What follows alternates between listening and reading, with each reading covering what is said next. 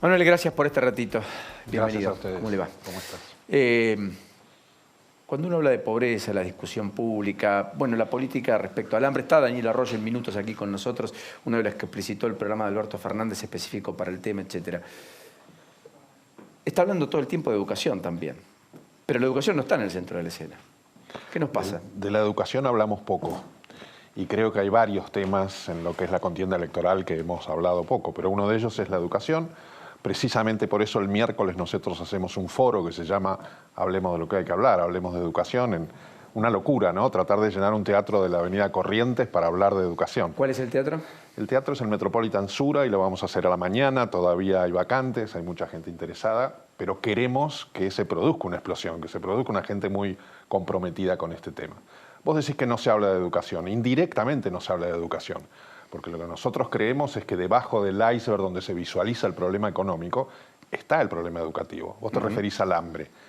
Acabamos de tener datos de pobreza muy fuertes la semana pasada.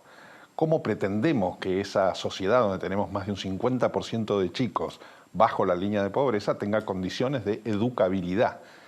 Hay neurocientíficos como el doctor Manes que te habla de daño al cerebro, donde tenemos aproximadamente un 40% de chicos con malnutrición y lo que se llama el estrés de la pobreza. En todo esto también estamos hablando de educación, estamos hablando de desarrollo, porque la verdadera locomotora social del futuro es la educación. Entonces yo creo que son los temas que explícitamente tenemos que conversar porque ahí está el riesgo país. Siempre hablamos de que hay tres grandes problemas en educación: cantidad, calidad y equidad. Y los digo muy rápido. En cantidad, porque la sociedad argentina en algún momento nos pusimos de acuerdo en que la educación obligatoria es hasta la secundaria. El 50% de los chicos no lo puede terminar. Cuando hablamos de calidad, es que aquellos que están en quinto año y son evaluados, el 70% no resuelve un ejercicio simple de matemáticas. Lo repetimos y lo repetimos. Y inequidad, las clases más bajas, que llegan a quinto año con un terrible esfuerzo, el 90% no resuelve un ejercicio simple de matemáticas y el 60% no comprende lo que lee. Entonces ahí tenemos el riesgo verdadero país, ahí tenemos la grieta de un puente que amenaza con caerse. Por eso es que nosotros decimos hablemos de educación. ¿Cuál es la descripción de aquello, o mejor dicho, qué modelo hay para mirar? ¿Qué cosas hay para hacer? ¿Qué cosas rápidamente debería instrumentar el próximo gobierno? Mira, modelos hay muchos, de todos tenemos que aprender, podemos aprender de Finlandia, que se habla tanto, o de Singapur, pero tenemos modelos latinoamericanos y tenemos experiencias en nuestro país, en las 24 jurisdicciones, algunas cosas muy buenas. Pero yo creo que si vos mirás a diciembre de 2020, acá tenemos que hablar de un plan educativo nacional que no dure una administración, sino que dure 4 o 5 administraciones, donde pongamos metas educativas, algunas de las cuales tienen que ver con lo que acabamos de hablar, una muy importante con el financiamiento, otra muy importante con la formación docente y con el fortalecimiento de esa formación docente, y una serie de metas que tienen que ver con cambios en el secundario, donde tenemos un problema realmente delicado. Todo el mundo precisa que allí está la principal falencia, etcétera. Ese cambio cualitativo que hay que hacer en la generación Google, además, supongo que incluye también una currícula diferente, o por lo menos discutirla o rediscutirla o abrirla, ¿o me equivoco? Yo creo que sí. ¿No va más el modelo enciclopedista? Mirá, la verdad es que hoy hemos conversado mucho con alumnos, de hecho los vamos a tener presentes porque en las mesas medianas, nosotros le llamamos mesas medianas, las mesas de diálogo por el aprendizaje, convocamos a los chicos y los chicos mismos te dicen hoy del secundario, no tiene sentido que estemos acá estudiando, no sé, la MEVA, cuando en realidad con ese enciclopedismo, cantidades enormes de materias, no estamos trabajando sobre un proyecto que tenemos. Ojo, que tenemos un proyecto de secundaria 2030, yo te decía que han hecho cosas muy interesantes en las provincias, pero lo tenemos que imponer como prioridad, Paulino. La Ley de Educación Nacional dice en su artículo 3 que la educación es prioridad nacional y es política de Estado. Yo le pregunto a los televidentes, ¿esto es así? No, entonces reclamémoslo. Manuel, ¿se queda un minuto más? Sí, cómo no. Manuel, hablamos del secundario.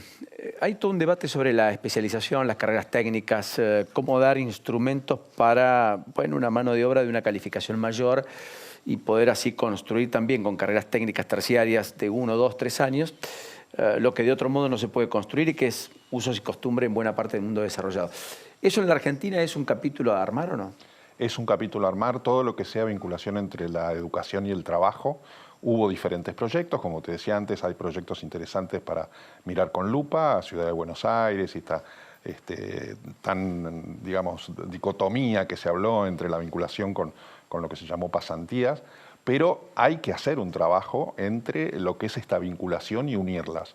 La verdad que, como te decía en el bloque anterior, los chicos no le encuentran sentido a la secundaria en muchas de las materias que están cursando, y ese es un reclamo que tenemos que atender, tenemos que escuchar.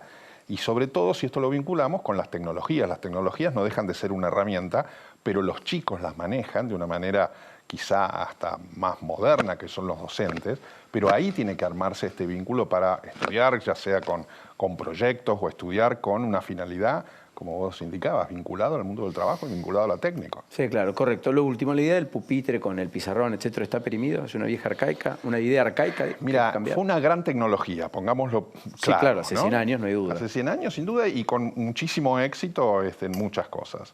Hoy estamos con otras tecnologías y tenemos los chicos a una distancia del celular el conocimiento que tiene el docente, que antes se subía arriba de una tarima y parecía que era el dueño de la verdad. Hoy esos dueños de la verdad también lo tienen los chicos en ese acceso y hay que cambiar la infraestructura, hay que cambiar la modalidad del aula, hay que cambiar la pedagogía, sin duda. Pero todo eso requiere de vuelta financiamiento, las condiciones, lo que se llama condiciones precedentes. Volvamos a recordarlo, si tenemos una sociedad con un 52% de pobreza, es muy difícil que esos chicos estén en condiciones de ser educados. Entonces allí hay que hacer un trabajo conjunto porque la educación sola no puede. Y ese trabajo conjunto requiere de un plan y de muchos años de continuidad. ¿La cita a qué hora es el miércoles? El miércoles es bien temprano, a las 8, 8:30. Va a estar Facundo Manes, va a estar la viceministra de Educación, o la ministra, digamos, representativa de Calidad Educativa, que es Mercedes Miguel, va a estar la ministra de Ciudad de Buenos Aires, el ministro de Córdoba, va a estar Silvina Birz, va a estar Daniel Filmus, y vamos a tener mucho para hablar de educación.